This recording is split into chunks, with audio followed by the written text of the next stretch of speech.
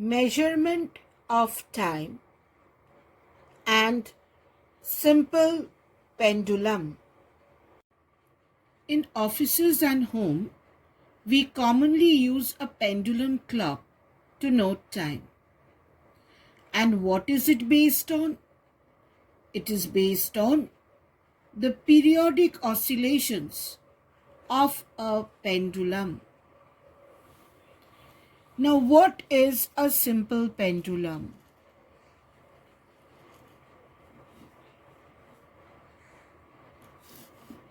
A simple pendulum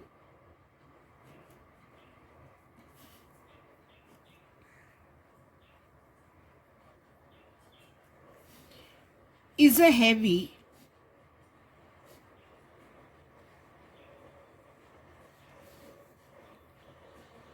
point mass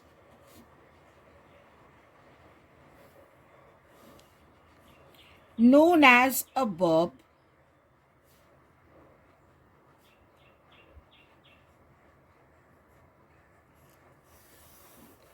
suspended from a rigid support. Suspended from a rigid support by a massless and inextensible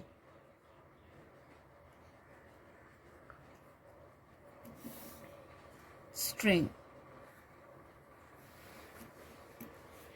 So in a simple pendulum, what we have, children, we have a heavy point mass like this. This is known as a bob, and this is suspended from a rigid support by a string. It is suspended by a string. This is a heavy point mass which we call as a bob, and it is suspended from a rigid support by a massless and inextensible string. Now let us look into the diagram of a simple pendulum.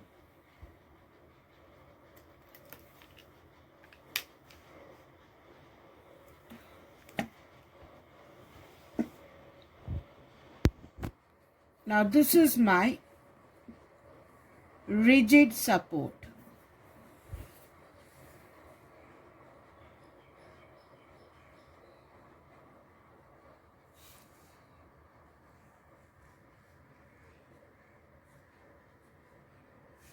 This is my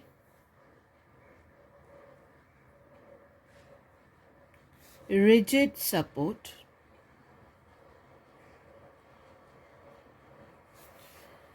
From the support,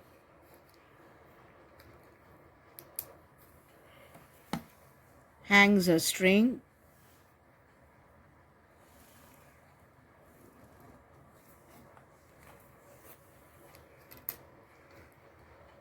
and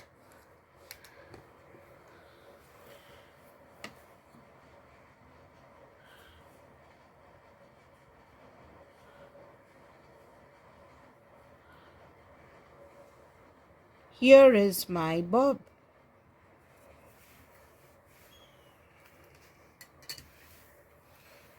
This hangs from a hook, and here is my bob.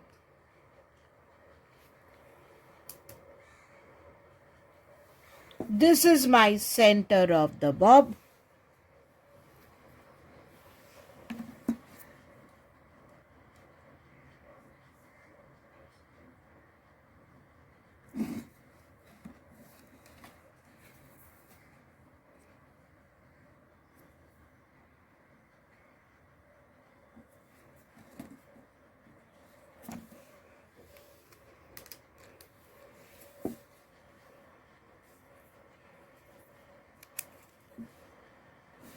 This is my radius of the bob.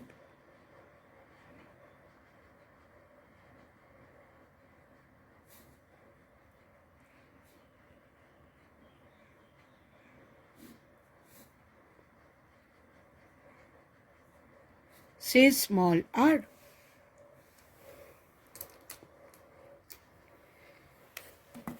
This is my length of the string,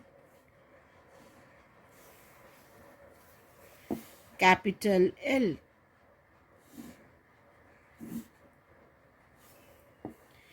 Capital L is my length of the string.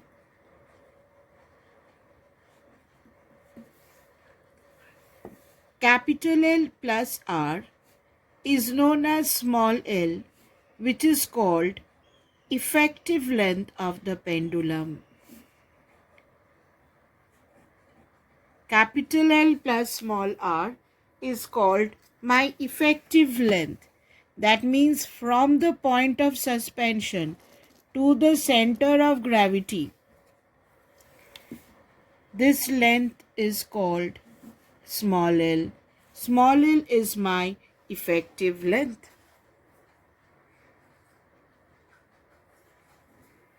Now, if the bob is given a push, let me draw this once again.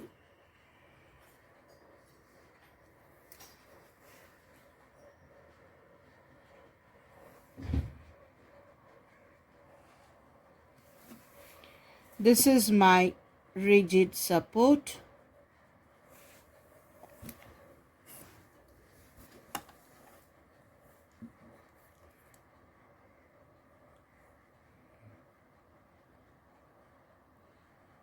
Here is the string.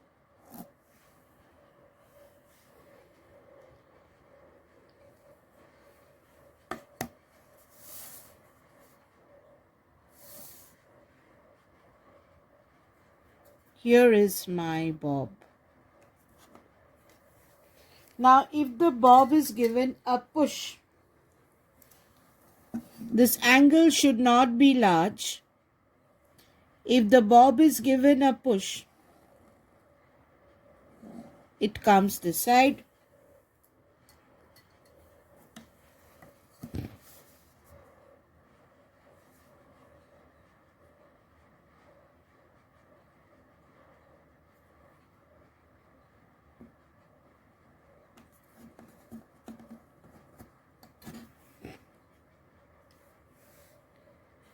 And then at the extreme point, the velocity of the bob becomes 0. This length is called the amplitude of vibration.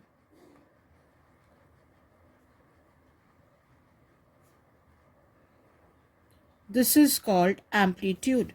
The maximum length is called the amplitude of vibration.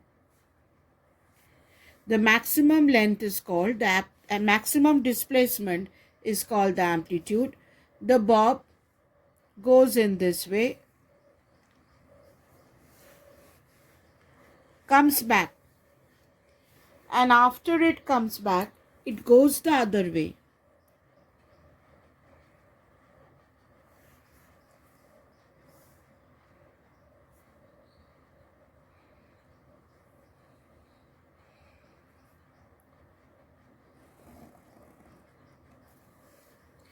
It goes the other way.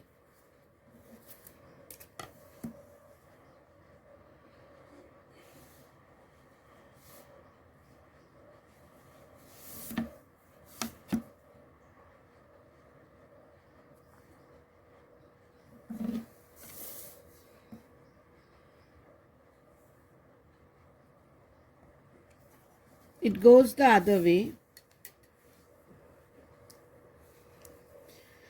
So it moves this way, comes back this way, then moves this way and comes back. This is called one oscillation. This is called one oscillation. So what is oscillation?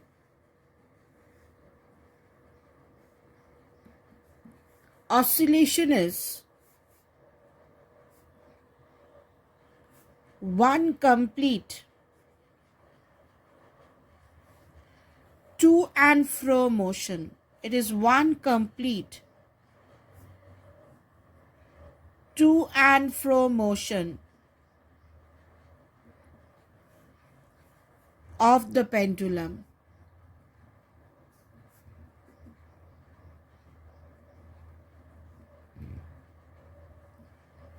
And what is amplitude?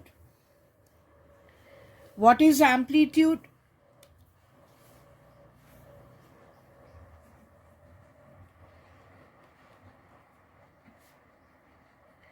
Amplitude is the maximum displacement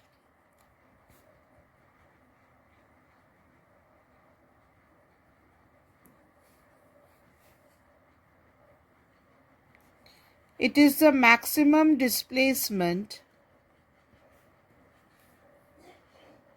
of the bob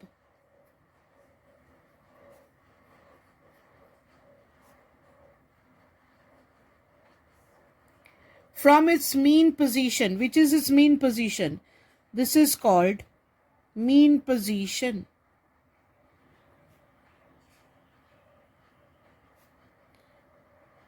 This is called mean position. Amplitude is the maximum displacement of the bob from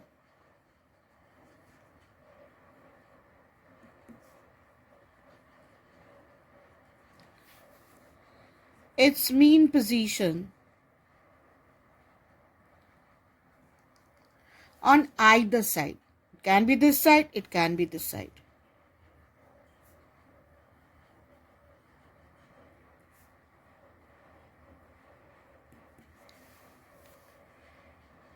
Now, what is the time period of a pendulum?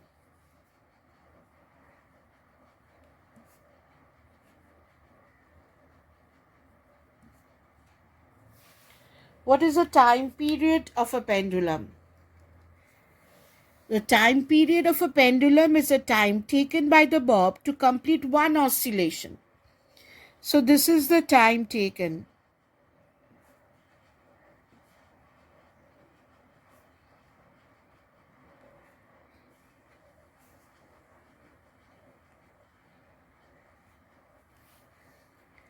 By the bob, it's a time taken to complete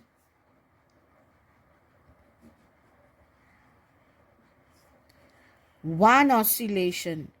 It is a time taken to complete one oscillation.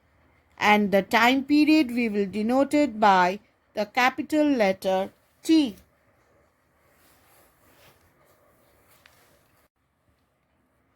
Frequency of oscillation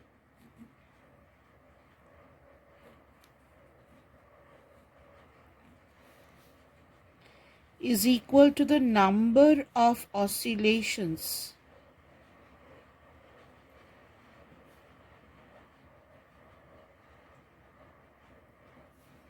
made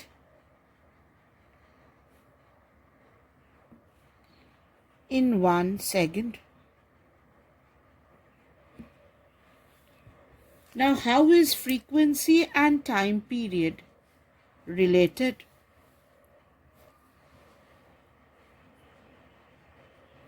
If oscillations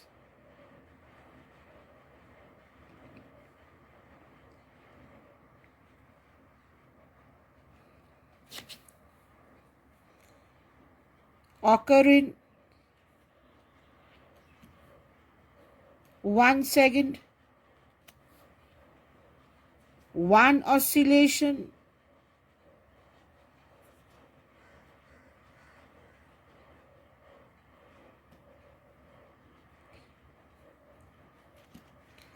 will occur in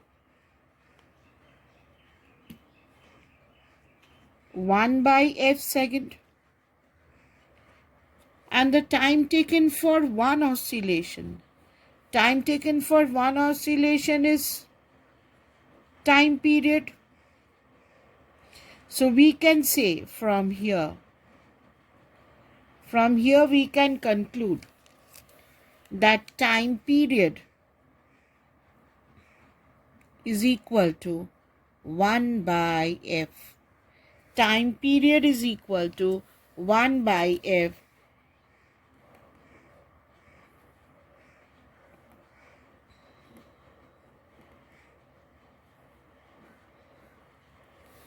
unit of time period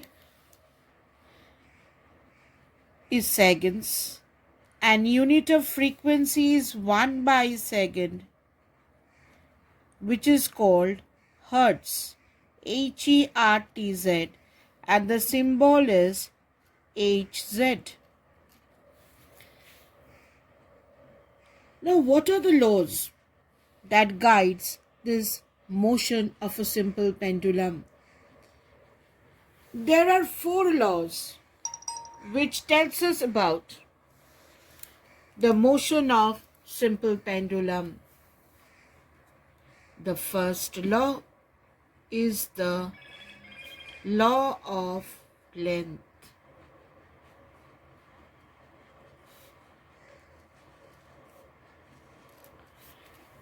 Now, what is the law of length? The law of length tells us that if the amplitude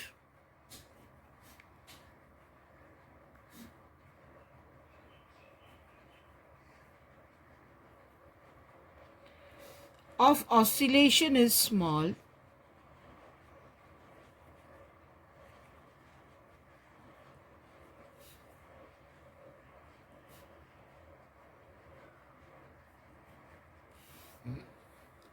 then the time period of oscillation T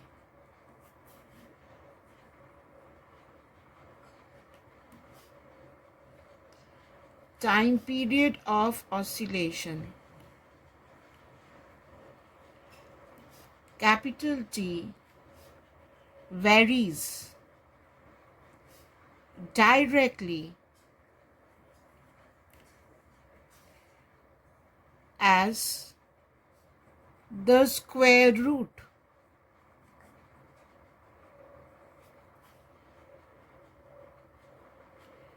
of the effective length of the pendulum.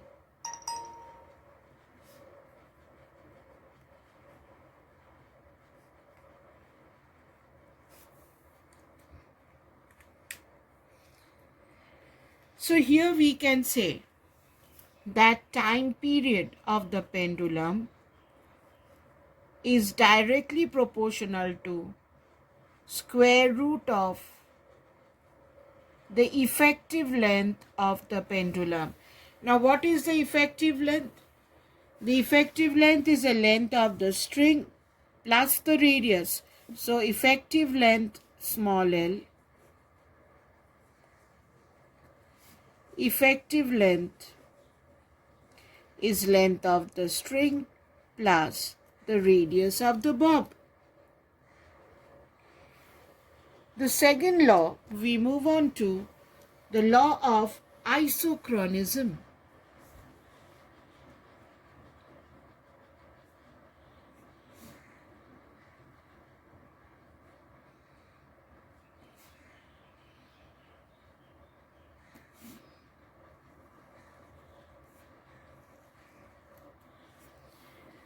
What is the law of isochronism?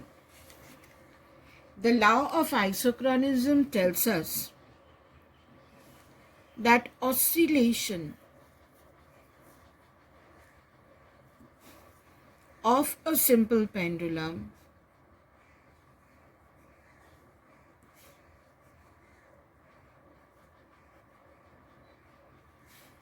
is isochronous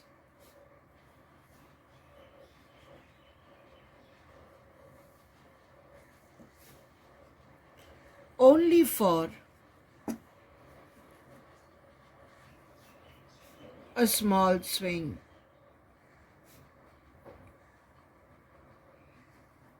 That is, oscillations are said to be isochronous when the time period is independent of the amplitude.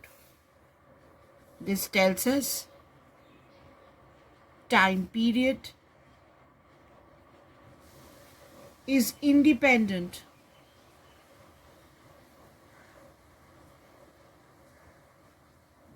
does not depend on, it is independent of the amplitude of oscillation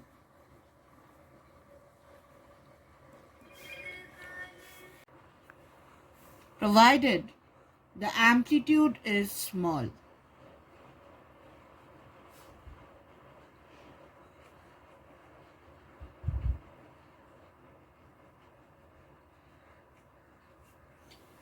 That means if the amplitude is small and the pendulum oscillates, say the amplitude increases.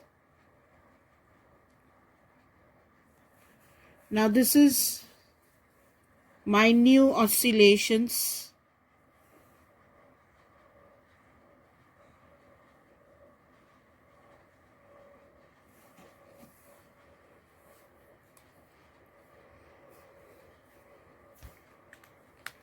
This is my new oscillation. And if we have the bulbs,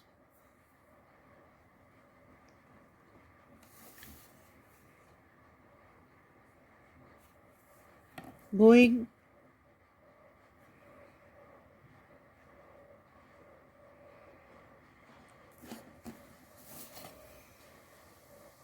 if the amplitude increases, provided this angle theta is not large, the time period will be the same whether the pendulum is oscillating from here to here or it oscillates with a little greater angle, whether it is theta 1 or whether it is theta 2,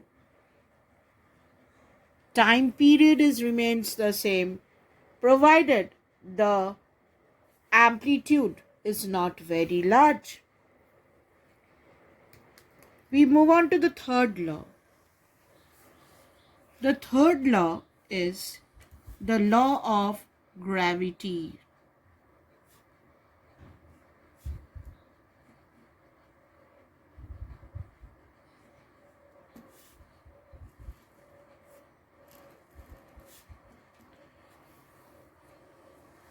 The law of gravity tells us that the time period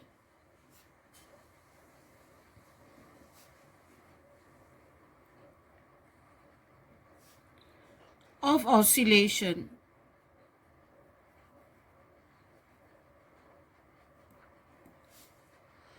of a simple pendulum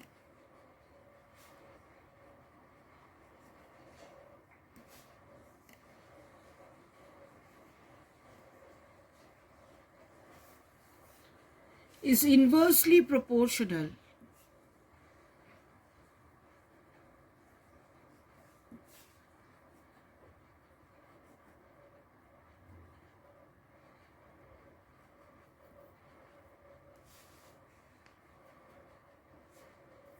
to the square root of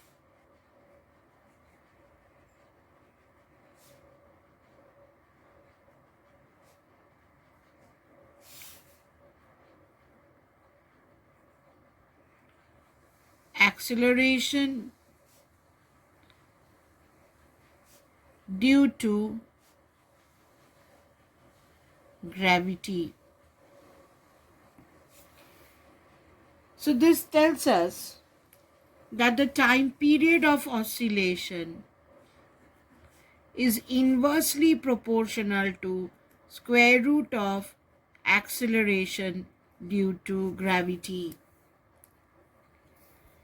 And we move on to the last law, which is called the law of mass.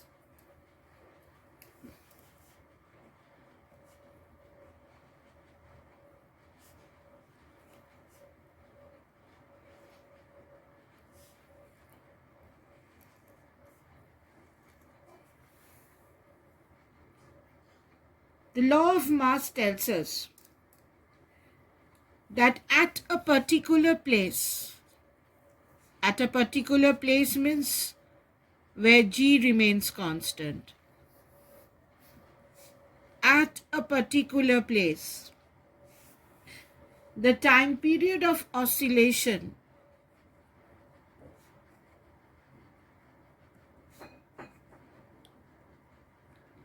the time period of oscillation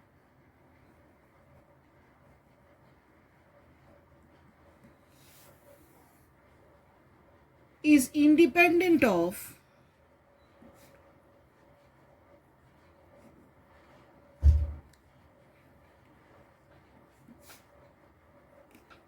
the mass of the bulb.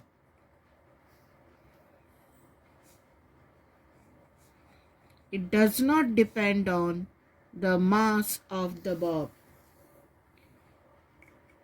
Now, if we combine all the four laws, we can say time period is proportional to square root of L by G. Now, from proportionality, if we introduce a constant sign, here comes the constant, which is 2 pi. Pi is 22 by 7. So the formula for time period of a simple pendulum is 2 pi root over of L by G, where L is the effective length of the pendulum and G is acceleration due to gravity. Now, if we plot the graph of T versus root L, we can plot a graph of T versus root L, T square versus L, and T versus length.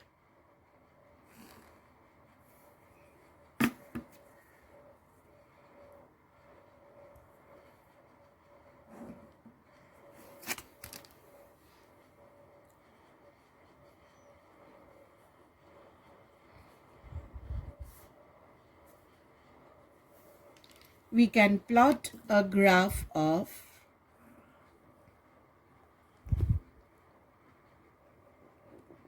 T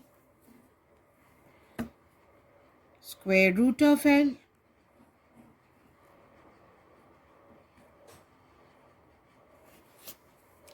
we can plot a graph of T square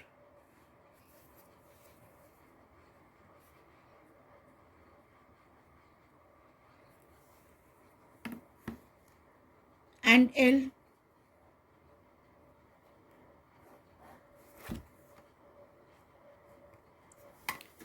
Or we can plot a graph of T and L.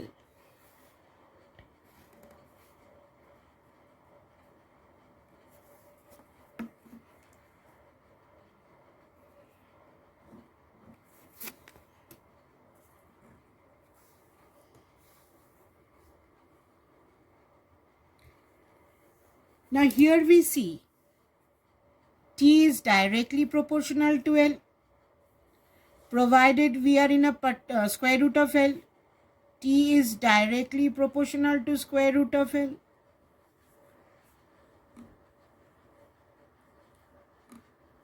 Provided G and amplitude is G is constant, amplitude is small. Direct proportional graph is always a straight line. Direct proportional graph is always a straight line. Now, if we come from here, or rather from here, T is 2 pi root over L by G. If you square both the sides, T square 4 pi square L by G. So T square and T square and L, they are also directly proportional. They are also directly proportional, provided G is constant. So this graph will also be a straight line. This graph will also be a straight line, but the slope will be different.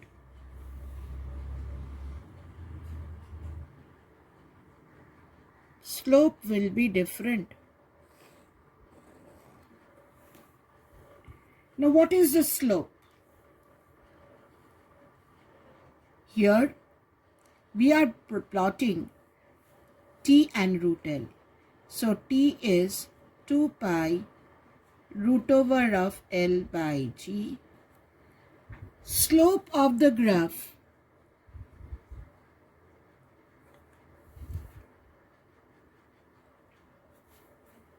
if we calculate the slope of the graph, what is slope? Slope is perpendicular by base. So slope is t by root L. So slope of the graph is t by root L, which is 2 pi by root G. Now 2 pi by root G is constant for a particular place. Why is it constant? Because here G is constant. If G is constant, 2 pi is constant. So for this place, the slope is constant. Now here if we calculate the slope, we have t equal to 2 pi root over of L by G. If we square both the sides, t square is 4 pi square L by G. Now, here the slope is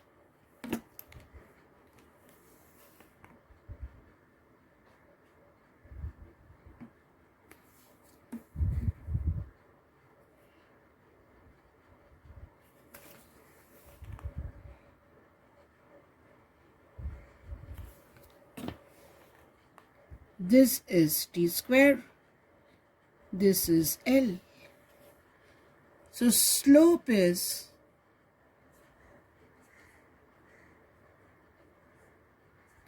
t square by L, which is equal to 4 pi square by G. Now this is also constant at a particular place.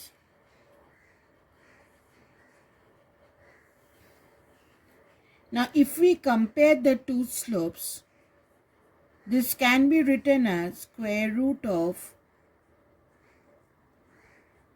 4 pi square by G. This is square. If you take 2 pi inside, it becomes 4 pi square. So here the slope is root over of 4 pi square by G. And here the square root is not there. It is 4 pi square by G. Therefore the slope is greater. Now here if you are asked to find the value of G, how do we get the value of G? Now G can be written as from here 4 pi square divided by slope. So we can do an experiment, get the slope, and 4 pi square by slope will give us the value of acceleration due to gravity. Now we come to the third graph. In the third graph, time period and length, they are not directly proportional. T is directly proportional to square root of L, not L. It is proportional to square root of L. So what happens here? The graph takes a curve nature. because they are not directly proportional. Here it is L. T is proportional to square root of L. So, if you are asked to plot a graph of T and L, T and square root of L, they are directly proportional. It will be a straight line. T square and L are directly proportional. It will be a straight line. But T versus root L will be a curved line.